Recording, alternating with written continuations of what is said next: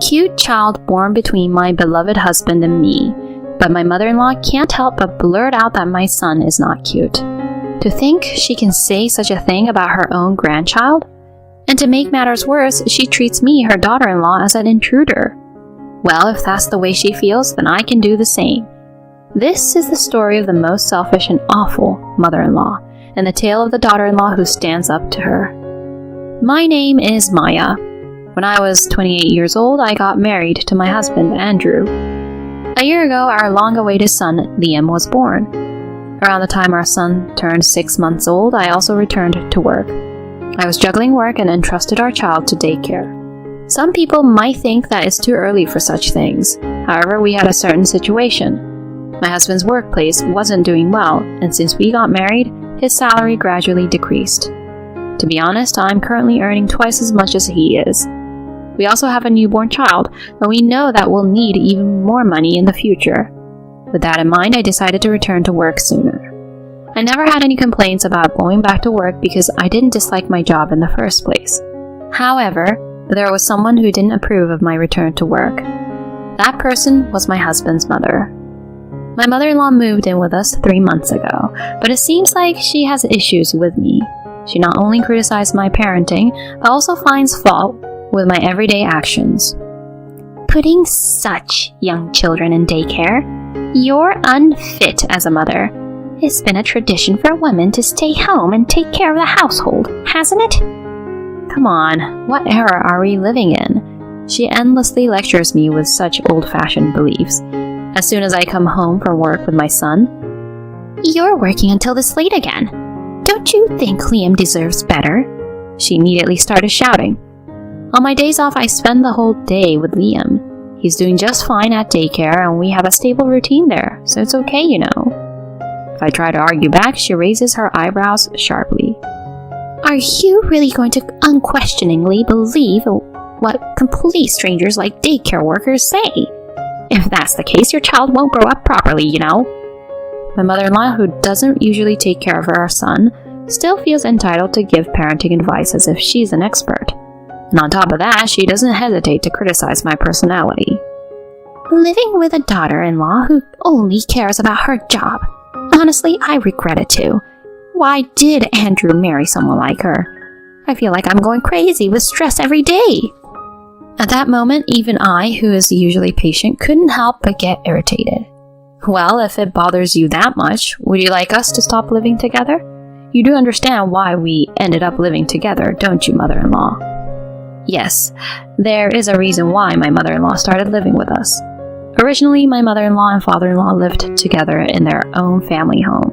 Then one day, my father-in-law had a traffic accident and became paralyzed from the waist down. Furthermore, it was discovered that he had advanced dementia, and my mother-in-law couldn't handle it anymore. She had to place my father-in-law in a care facility.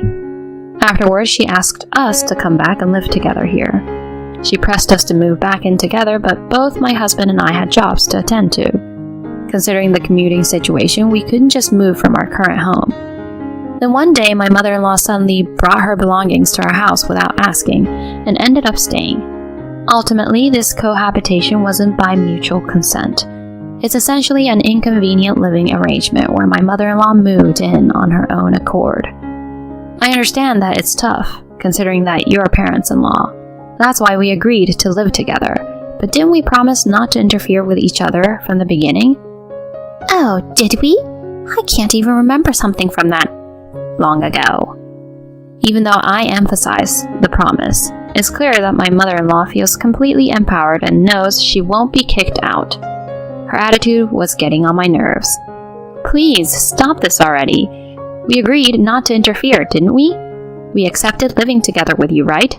This isn't how it was supposed to be. You're so noisy. I wonder why Maya isn't as sweet as Luna. Luna is such a well-behaved child. Luna is my husband's younger brother's wife. In my case, she's like a sister-in-law by marriage. Well, she also has a rather unpleasant personality. Or maybe it's better to say she's sly rather than having a bad personality. She became a full-time homemaker shortly after marrying my brother-in-law, and she was very much liked by my mother-in-law. My mother-in-law would unilaterally summon Luna to this house, and the two of them would gossip about me. Hey Luna, listen to this. Maya, she's still continuing to work. Oh, really? Even though Liam is still so little? It's impressive that she can manage that. See? Right? In that regard, you're doing well by being a stay-at-home wife. You can rest assured even if you have children someday. I deeply respect you, Mom, so I'll do my best. This continuous parade of trying to please each other goes on relentlessly. What's more, they deliberately speak loudly within my earshot. I genuinely disliked the way those two acted. Eventually, Luna, perhaps wanting to be liked by my mother-in-law, started speaking ill of me on her own. Your husband, if I recall correctly, earns about as much as my husband, right? Yet despite that, the fact that you both work means your budgeting skills are lacking, aren't they? Certainly, a few years ago, their salaries might have been similar, but now my husband's is even less. I hadn't told them about my husband's company struggling, partly due to pride. When Luna criticized me, my mother-in-law enthusiastically joined in, and it had become a regular routine. Really? I can't imagine leaving the kids to someone else to take care of when it's my fault for being so bad at making ends meet. Luna, you shouldn't be this kind of wife, okay? Of course. It's because I have super respect for your mother. I can't help it. Oh, Luna. They should have their excessive flattery contest somewhere else, as it was making me feel embarrassed just listening to it. It only added to my stress. I felt like I had reached my limit living with my mother-in-law, so I decided to talk to my husband about it. Hey, it's about your mom. Almost every day she invites Luna over and makes fun of me. Huh? Mom does that? Since I usually get home earlier than my husband, he wasn't aware of me being mistreated. As expected, he had a puzzled expression. Exactly. She promised not to interfere, but she criticizes me for continuing to work. She hangs out with Luna and endlessly badmouths me. I can't take it anymore. After thinking for a while, my husband says something unbelievable. Well, Maya, Luna seems to get along fine with Mom, right? So maybe, Maya, you could try to compromise with Mom a bit? Huh? Hey, were you even listening to me? Mom even denies my personality. How can I compromise with someone like that? When I pressed him on it, my husband scratched his head indifferently. Don't be so uptight. Just try to be like Luna for once. Then Mom will probably like you more. What's that supposed to mean? Pretending to be all sweet to win your mother over? Enough already, I was a fool to seek advice. I felt like there was no one on my side right now, and frustration welled up inside me, more than anger. The next day, the snide remarks from my mother-in-law and sister-in-law continued, as usual. When I started preparing dinner after returning home, I heard a voice like this. Are you planning to make another terrible dinner tonight? You're always cutting corners, and it's really annoying. Well, it's probably because of your job, isn't it? Your mother-in-law and I would never serve our husbands half-hearted meals like this, you know. In my opinion, neither my mother-in-law's cooking nor Luna's deserves any compliments. My mother-in-law's food is overly seasoned and not that tasty, and even for my sister-in-law, who practically lives with us every day, you'd think her domestic skills would be apparent. While muttering complaints in my heart, I silently continued preparing dinner. When my husband returned home, both my mother-in-law and Luna blatantly changed their attitudes, and neither of them harassed me. Because of this, my husband couldn't trust what I said. Just then, an incident occurred. While I was at work, I received a sudden call from the daycare. After learning the details, I quickly contacted my husband and rushed home. There, I found my mother-in-law and my sobbing son. Hold on, Mom. What exactly are you trying to do? Taking Liam away from daycare without permission? When I yelled, my mother-in-law sighed in exasperation and looked at me with a condescending expression as if mocking me. What are you talking about? I did it for the sake of my grandchild. Daycare is just a waste of money. Child rearing is something a mother should do, isn't it? That's your own selfish belief, isn't it? Even though there are circumstances and I left my child in your care without permission, taking them away without consent is just plain rude. It's practically kidnapping. Huh? Kidnapping? It's my grandchild, for heaven's sake. Whether it's a grandchild or not doesn't matter. You ignored the daycare teacher's objections and took them away on your own, which is no different from kidnapping. At this point, my mother-in-law just shrugged her shoulders. Eventually, she began saying something outrageous. Ha! Nonsense. Neither you nor the grandchild are cute at all. If you have complaints, just leave already. For me, it's one thing, but my grandchild? Not being cute? At that moment, a loud warning bell rang inside me. To think my own grandchild isn't cute, and to say it so casually in front of the grandchild. Living together with someone like this any longer is impossible. I will absolutely not forgive her for belittling my precious son. I absolutely must protect this child. At that moment, my husband returned home and I immediately told him, Andrew, it was your mother who took Liam from daycare. I've reached my limit, Andrew. I can't live with your mother. Then my mother-in-law suddenly started pretending to cry and playing the victim.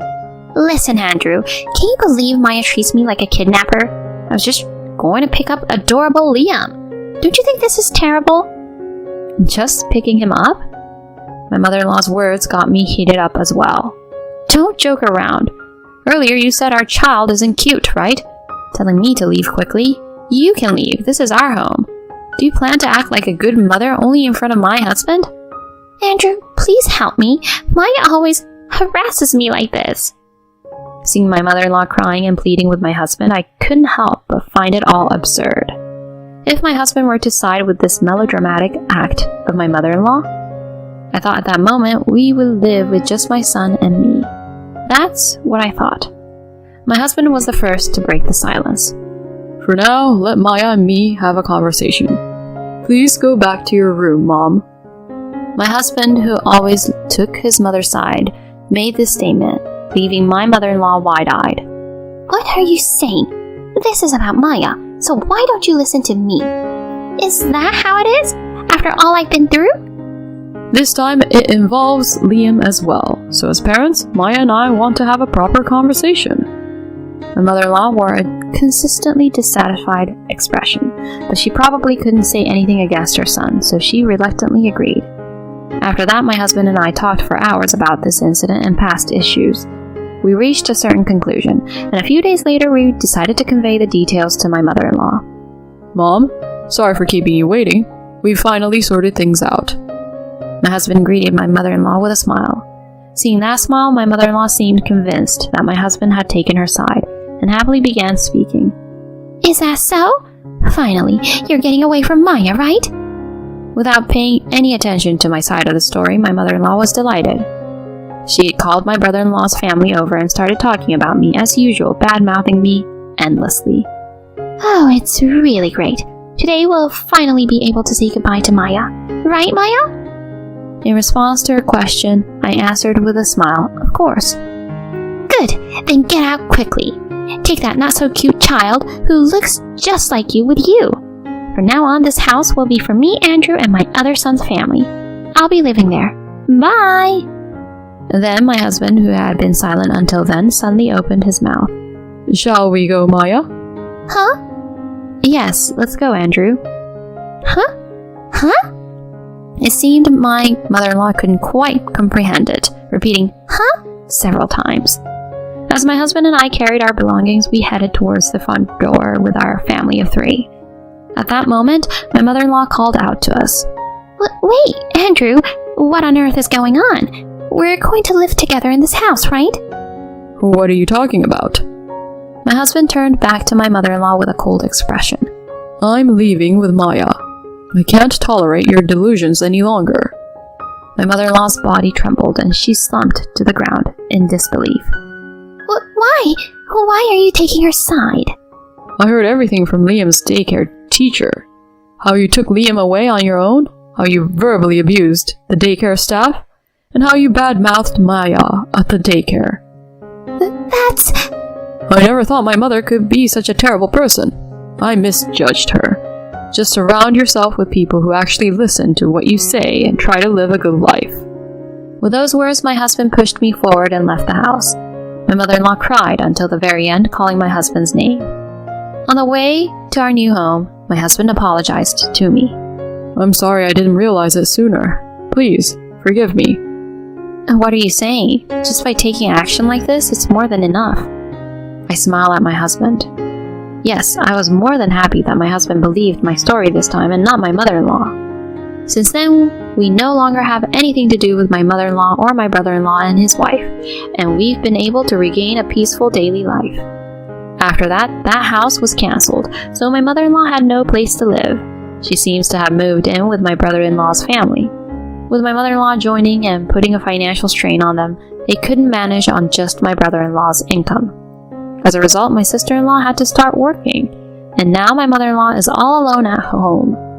There's no one to badmouth anymore, and they don't even have someone to exchange harsh words with. In fact, even with Luna, whom she used to get along with so well, they now have constant arguments. It's because of you that I had to start working, isn't it? Spare me. Huh? Is it my fault? You're in the way, you old hag. Seeing Luna's true nature, it seems even my brother-in-law's feelings cooled off. Now they're in the middle of divorce proceedings. She used to be able to pretend in front of my brother-in-law because she had a lot of time on her hands, but now that she's working, she's getting frustrated more and more. It seems her true colors emerged. Whatever situation they find themselves in, I have no intention of ever having anything to do with my mother-in-law and the others. It's just my husband, my son, and me. We plan to work together to build a happy family from now on.